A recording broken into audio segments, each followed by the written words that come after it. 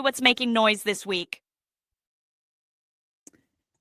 All right, y'all. Welcome back to On the Radar with Rain, where we break down what's making noise across culture, news, and the world. And tonight, I always bring y'all a crazy lineup that's all over the place sometimes. First, we got a chocolate heist that's nearly 500,000 candy bars missing, and then a mission to the moon that's bigger than people realize, and a military buildup that could shift global power overnight. So make sure y'all tap in and let's get into tonight's raindrops. On the first one, this is crazy. Actually, it's a serious crime. Swiss food giant Nestle has confirmed that 12 tons of KitKat bars, that's about 413,000 individual candy bars, were stolen after leaving a production facility in Italy, and they were headed towards Poland. And somehow along that route, the entire truck has gone missing. The company said the vehicle and cargo are still missing, and now there's concern that these products could end up on the black market sales across Europe. But every bar has a traceable batch code, so if it gets scanned anywhere, it can be flagged immediately. So I don't think this was random. Cargo thefts, they involved organized groups, planned routes, targeted shipments, and stuff like that. So I don't know. We have it for you right here, Rain. Let's see what they got to say about it, Now, fuel may be in short supply, but it's comforting to know the global criminal class has not lost its sense of priorities, because while governments fumble around explaining empty petrol stations actually full in a philosophical sense, somewhere in Europe, a gang of hardened criminals has stolen a truck carrying 12 tons of KitKats. Police have put a bounty on their heads. The same criminal gang hijacked a load of Red Bull cans. I don't know how they sleep at night. That's not true. I made that bit up. Hey, shout out to the international news, dog. Right. Shout out to the international news, because you can't say half of the stuff he said on our news station. He said they got a bounty on their head. You know what I mean? Like, you cannot say that in America. That is ridiculous. That is hilarious, bro. Like, that is my least. That's one of my least favorite candy bars of all time. And really? Yeah, like I like a cold KitKat. I like a cold KitKat. Yeah, straight out the freezer. Candy bar, period. Like Twix, Snickers, and whatchamacallits. What's called legendary. What's called legendary. Legendary. Legendary. But I love a KitKat straight out that refrigerator, nice and cold. Be hard to break. You got to bite the whole thing, man. Yeah, the KitKat hit different, man. That KitKat hit different, man. Then he said a boy stole cans of Red Bull. He said, I don't know how they sleep at night. I don't know how they sleep at night. Wow. Nessa did say we appreciate the criminal's exceptional taste. Yes. Yeah. Man. Shout out to the international news, dog, man. Crazy, and like he talking about the barcodes, if they've been scanned, that ain't nobody gonna scan them shit, man. They better bust them holes open and say, man, $1 a piece, man. Give me $1. A year, give me a year out. Give me a year out, 1 year out. You remember those little candy stores, or the little like back in the neighborhoods, the candy lady? Yeah.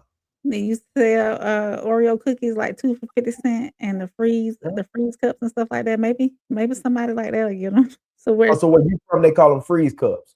Yeah, they call them you from. So what? Y'all call them Lily Dilly? That's frozen in a styrofoam cup, and you peel it away as you eat it. Oh, those God, look, we used to turn them upside down. Upside down. We call them flips. We called them Lily Dillies. What did y'all call them, Rain? Freeze cups. That's what we called them. We call them freeze cups. Yeah. We call them flips where I'm from. Yeah. Well, you should try to, or you'll see people breaking the tops off to get it going. The styrofoam be laying all over the ground everywhere. Do y'all ever think about what we paid for, dog, as kids? Man, we paid for a woman to get us some Kool-Aid in a cup frozen. We We could have made that at home. Bro, I used to tell Bobby around picking up change, Bobby go and tell her, Bobby get a whole little corner bag of candy, get a couple of cookies and a free in a flip. Be over there, and it be hot as hell outside in Florida, so that be melt fast. But you got man, telling you, bro. I miss them days, man. I miss them days. That was a good day. That was a good days for sure. When I could run in the grove real quick and go and get me an orange fresh off the tree and just buff right into a boy. Be in the whole back, this back here go to kids messing up like it. Yeah, but that was life, man. I'll go ahead, man. I was ripping, man. So they taking off with KitKats, but it looks like something else about to take off. What you got for us, Rain? So, of course, this is near and dear to my heart and my baby because we like space activity. This is bigger than what people think it is. NASA is preparing for Artemis II. This is what you saying? I ain't say nothing. He listening. Oh, you listening? Oh, okay, I thought he said something. This mission is going to send 3 U.S. astronauts and 1 Canadian astronaut around the moon, traveling about 250,000 miles from Earth over 10 days.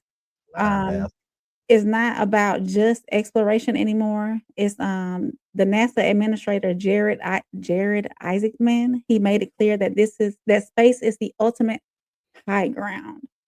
Right now, satellites are tracking missile launches, providing real-time intelligence, running military communications, supporting operations on the ground. So when conflicts happen on Earth, space is already involved, of course.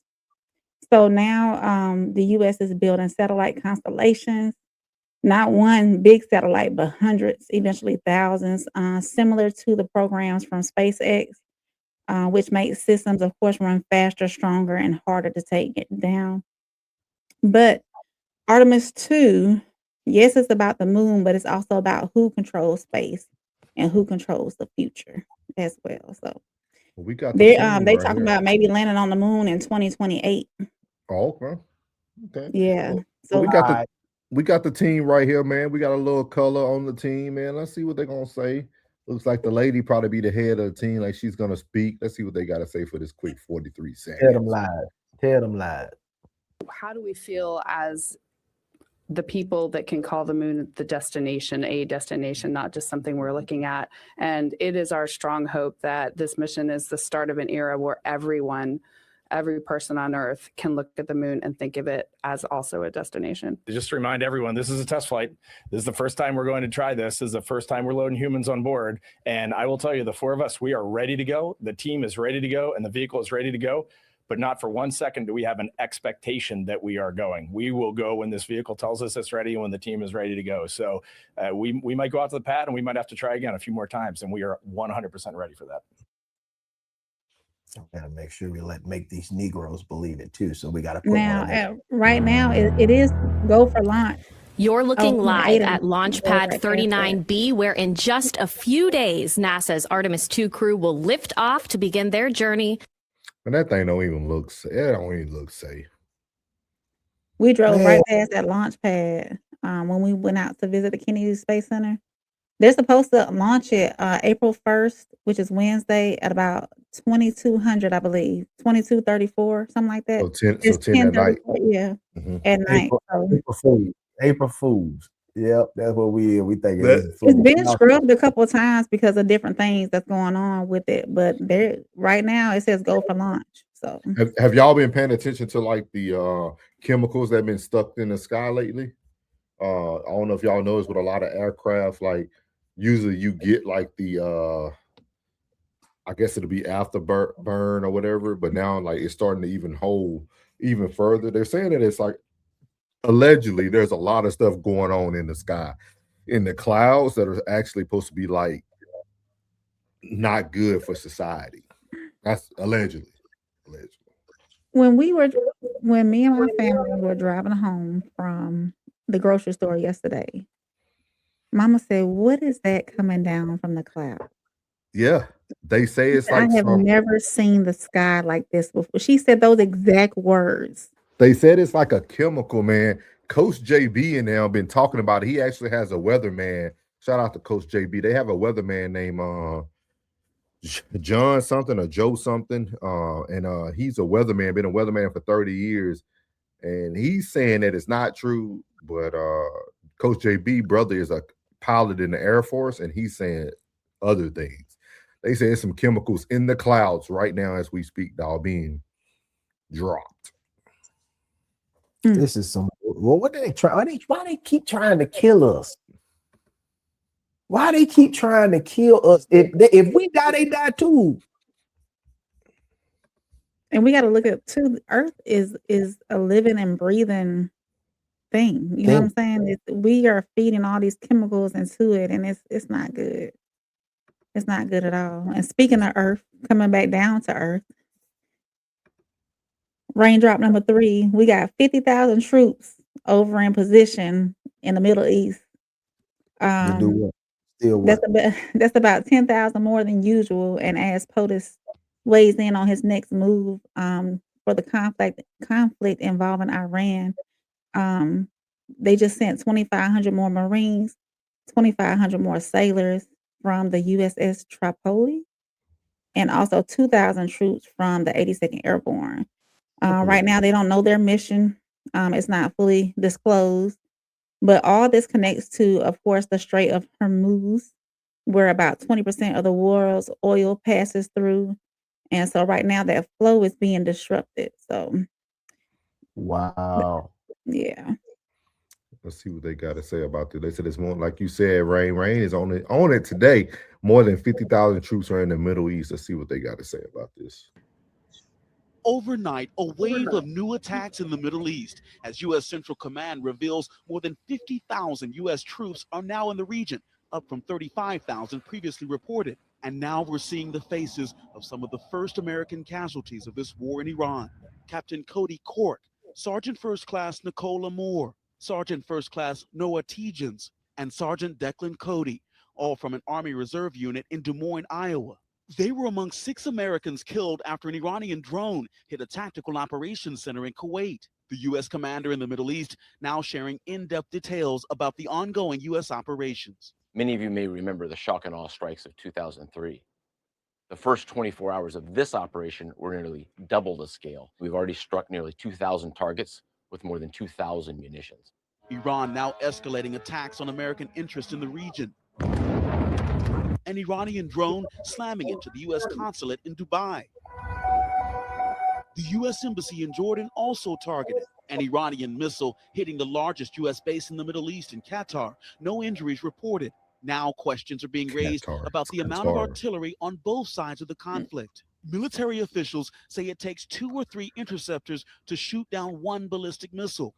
And experts predict Iran has a stockpile of more than 2,000. That's fueling concern that Iran's supply of cheap drones could exhaust the multi-million-dollar interceptor systems of the U.S. and its allies.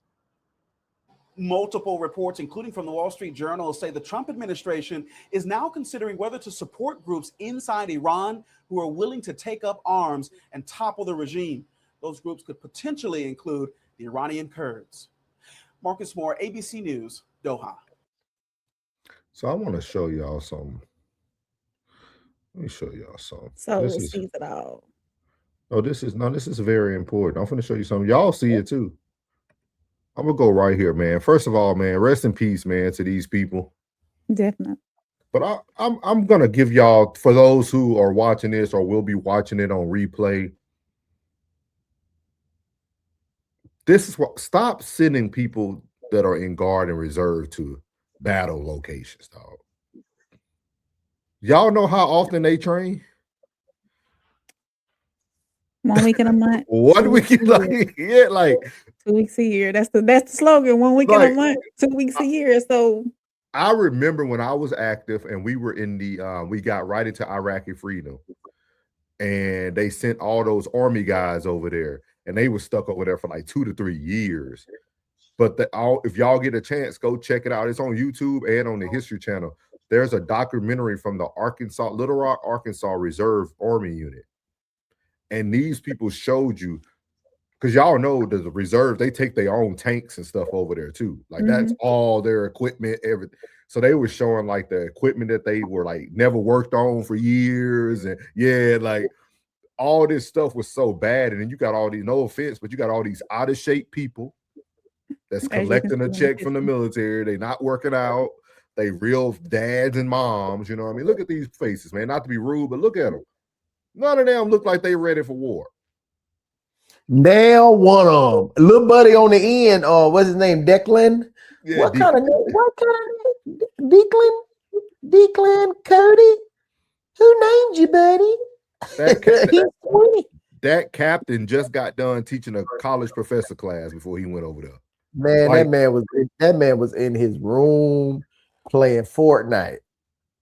Like, this is crazy, dog. Like, that's one of the things I really say. I will highly encourage whoever moves into like I respect what Pete Hegseth try to do with like the fitness stuff and the active duty, but y'all need to start focusing that energy on the reserve and guard. They need to be more than when we know that we are even going into a war.